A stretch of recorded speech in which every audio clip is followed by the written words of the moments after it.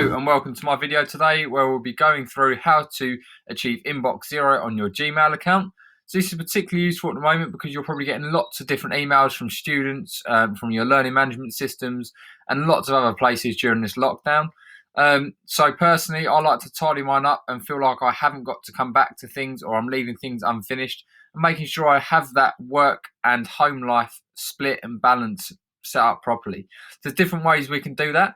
But we're only going to go through today how to do the filters. I'll put some more videos on here over the next few days about snoozing, how to use Google Tasks with Gmail, how to do lots of other things to make sure it's all tidy and neat for you. And the best thing about Gmail is it's all personal to you. So you do what works for you. There's no set way of doing things, but I'm just going to share my ways that I tidy up my Gmail and make it usable for me. So let's get started. So filters. Filters are ways of pulling emails across into folders rather than sitting in your inbox, which again tidies that up. And there are also ways that you can, as I say, just neaten things up, make things tidy. And as you can see here, I've got 12 emails sitting here, but a way of not having lots of things to come back to on Monday morning, for example. So there's two different ways we can do it. I'm going to very quickly run through both of those ways now. The first way, so you can see here I've got some emails from Google Classroom. Now, a lot of you will have a learning management system in place right now, and you're probably getting loads and loads of emails from them. So I'm going to filter those so they go straight into a folder, and there's lots of different settings that we can see and choose from there. So the first way to do it is I can select a particular email by clicking on the tick box on the left-hand side. And then you'll see all these options then appear at the top.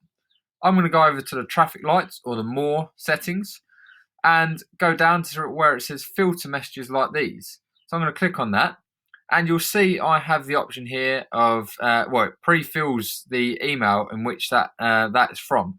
Now, if you're using learning management, this first part is unique to your classroom, but you can get rid of that and you can have just at classroom.google.com, and that will filter all emails from Google Classroom into that folder. That's personally what I do.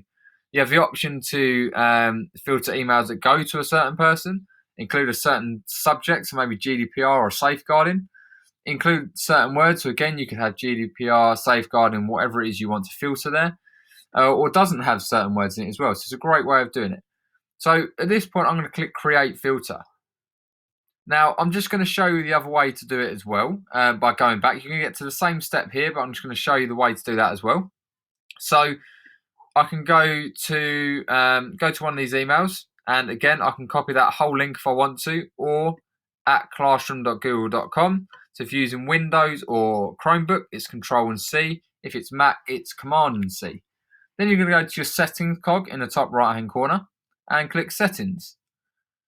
At which point you can see you have filters and blocked addresses on the top bar. And you can see here, sorry, that was one from earlier. You can see it says the following filters are applied to all incoming mail. I don't have any currently. So I could create a new filter here. And I get the same screen as you saw a minute ago. So I'm just going to paste that in. So if you're using Windows or Chromebook, it's Control and V. If you're using MacBook or Apple computers, it's Command and V. And again, by clicking Create Filter, you get yourself back to that same screen. So you can see the two different ways of doing it there. Now, there's lots of different options on here. I'm going to run through what they are and the ones I personally use. So skip the inbox and archive it.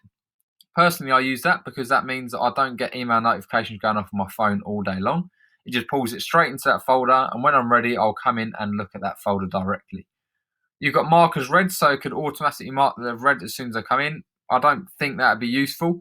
Personally, I've never used it, so it's up to you.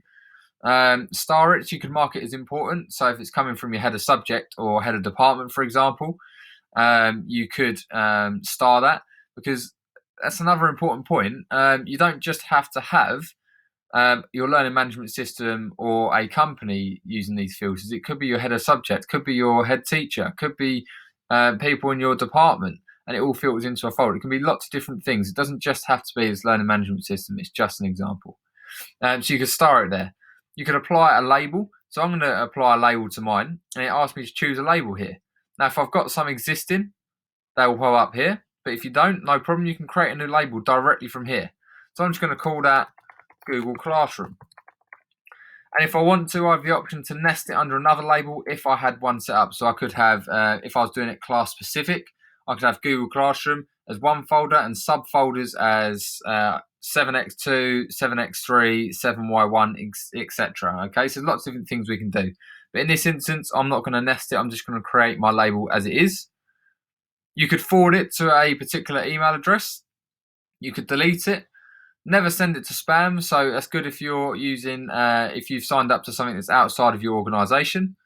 Always mark it as important. Never mark it as important. Categorize as. This is only relevant if you have your email set up to have primary, updates, forums, etc. You can choose a category in which that will filter into. And you also have apply filter to 11 matching conversations. Now that's my favorite part of the filters. It scans through your emails and searches for all emails that have this tag already. So by doing this once, every email that you've ever had from this particular address all pulls through with it. So you do one filter and it pulls everything else through. So I think that is fantastic. I think it's a real quick, neat way of tidying up your inbox. Now, once you've got your settings set as you want them, you can click Create Filter at the bottom here, the blue button on the right, sorry. And then if I click Inbox now, you'll see they're all in there still. So I need to refresh. And then all of a sudden they all disappear. Now, you can see here, I've got Google Classroom as a label here on the left-hand side, and it says 10. That means I've got 10 unread emails in there. So I can click in there, and I can see all of my emails from Classroom are now in there. And anytime I get a new email, it will automatically go into that folder. Now, if it's for whatever reason, it's missed one or something else relevant to Google Classroom is in your inbox, you could simply just click on the email and just drag straight into that folder on the left-hand side. And you can see how quick it was there to get rid of 12 emails straight away, but just by using one filter. So let me know how you get on.